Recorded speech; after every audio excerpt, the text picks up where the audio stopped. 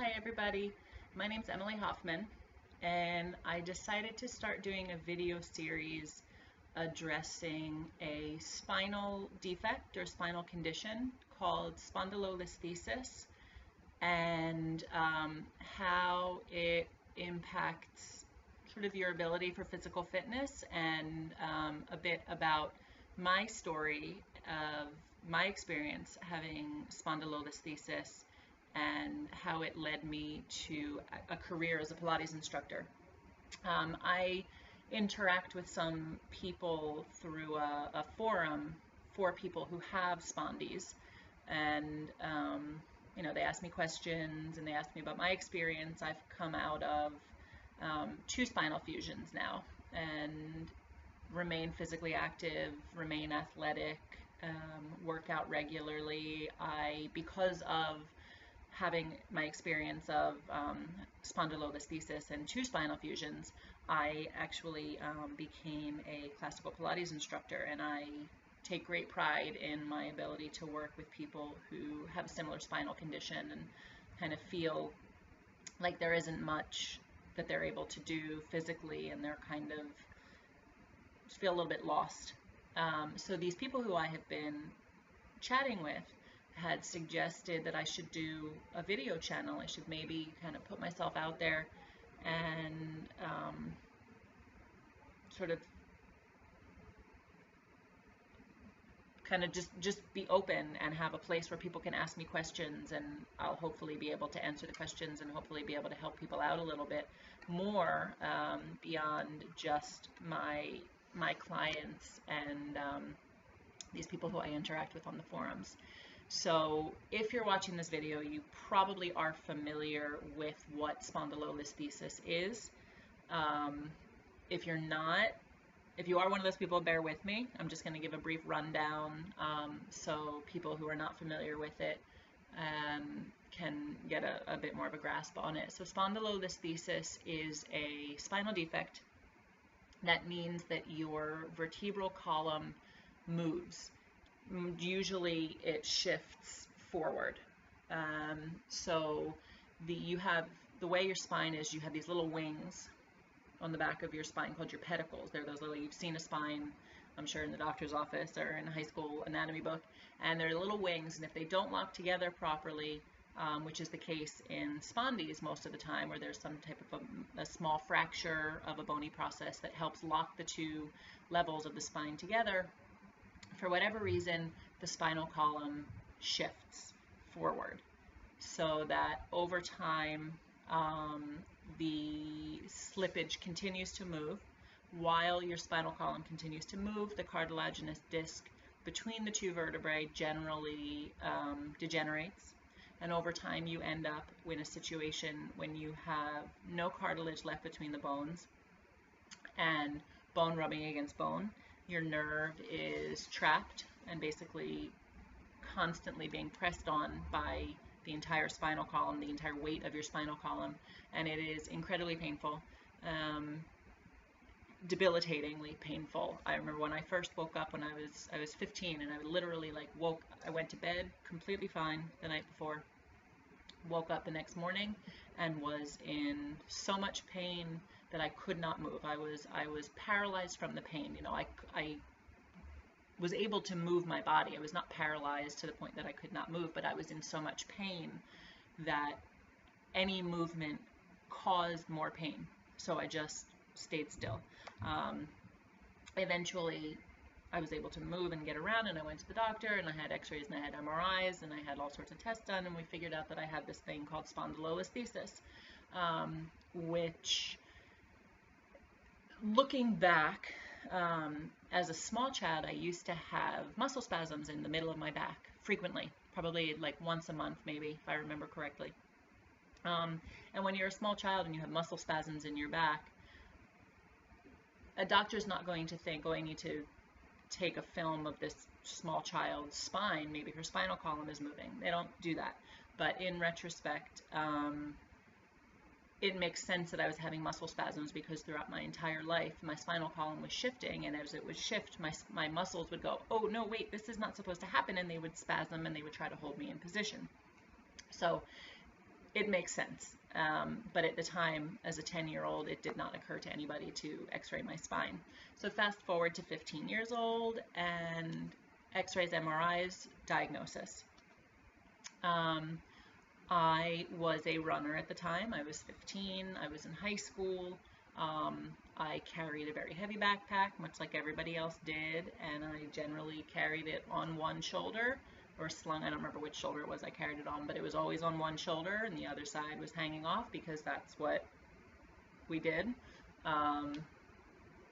So I was told by my surgeon, who I saw every 6 months, I was told by him, stop running. If you're going to carry your backpack, carry it on both shoulders, but preferably you don't carry a backpack at all. You get one of those wheelie backpacks and you pull it behind you, and that was not going to happen. I was not going to do that. I was not going to be that kid. So I continued running, and I continued carrying my backpack on one shoulder at a time, and I probably considerably sped up the rate of my spinal degeneration. Had I not, had I stopped running, had I really listened to my surgeon, I probably would have prevented or at least postponed my spinal fusion to a later age. So I would see my surgeon every 6 months. I would get new x-rays taken. I would get new MRIs taken. He would do the little electric nerve zap tests to test my nerve function, to see how much nerve degeneration I had. He would do the test where you push on my toes, and I'd have to push up, and push down on my toes, and I'd have to push down. And you all are familiar with this. Again, I'm assuming you're watching this video, you have spondylolisthesis, you have spondylolis, you have spondylitis, you have one of the spondies. You are familiar with all of these diagnostic tests. So I would see him every 6 months. And every 6 months he would say, did you stop running? And I would say, yes. And he would know because my spine continued to degenerate. So fast forward to 19 years old. It's the summer after my first year of college. And I have my first spinal fusion. And it was pretty awful. It was pretty awful. People have asked me, what does it feel like? And my memory of that first, you have to stand up when you wake up from anesthesia, and when you're fully awake, you have to get up and you have to move. They have to make sure that they haven't severed nerves and that your legs still work.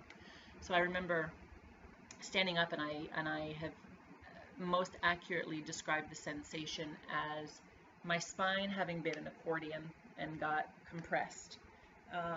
And then when I had to get out of bed, there was a plumb line attached to the bottom of the accordion, and it just dropped.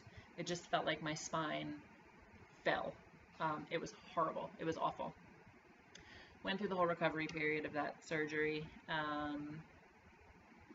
Went through all the depression that goes along with it, because it's not just physically that you feel horrible, it's also mentally, because you have this body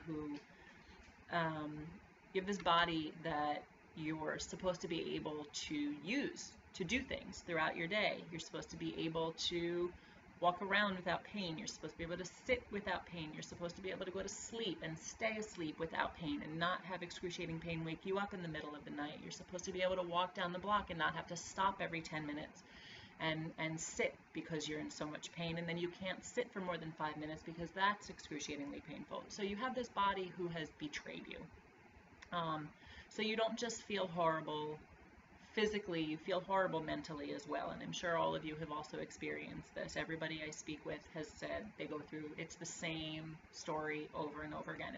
It's quite amazing how everybody has nearly the same experience. So, recovery from the surgery, physical therapy, learning to walk again, using a walker, using a cane, using an elevated seat on the toilet, using a chair in the shower, all of this stuff, not being able to bathe myself for a while, all of the stages of recovery from surgery.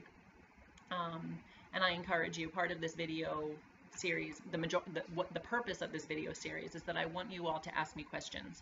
I want you to reach out to me, and I want you to ask me any questions you may have, and I want to be able to use my experience and my experiences having gone through surgeries and spondies, and my experience is being able to use my experiences to help other people through teaching them Pilates, and I want to be able to share that with you guys. So the purpose of this is not for me to talk to you about myself. It's for you to ask me whatever you want.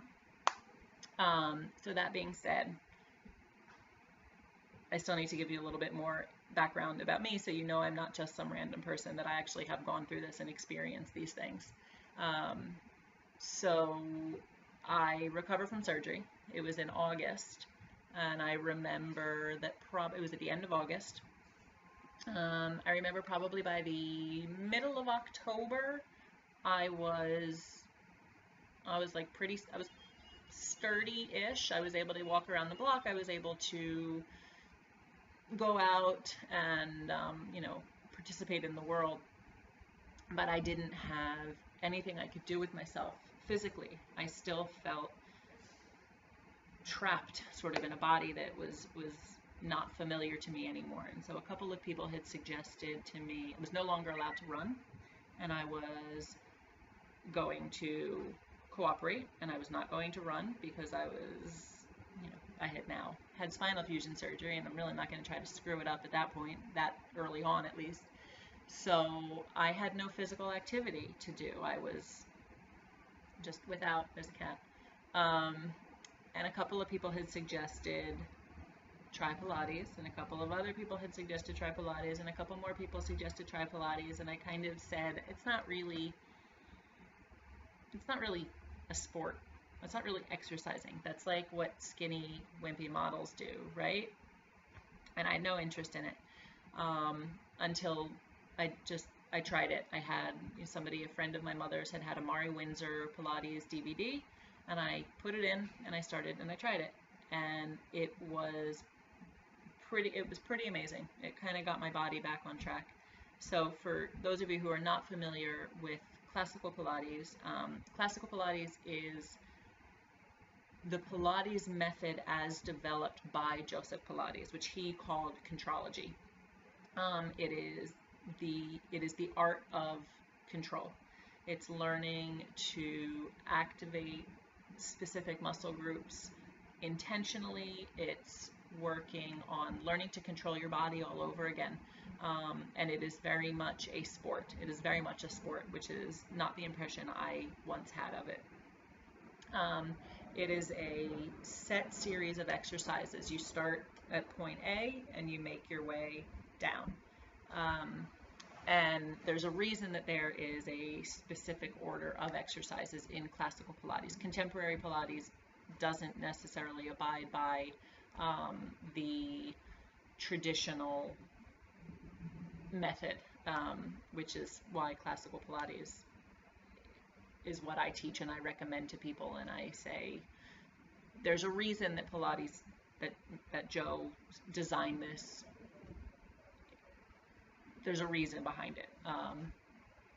So the idea behind Pilates is that it works the deep internal muscles that essentially support your spine and support your skeleton.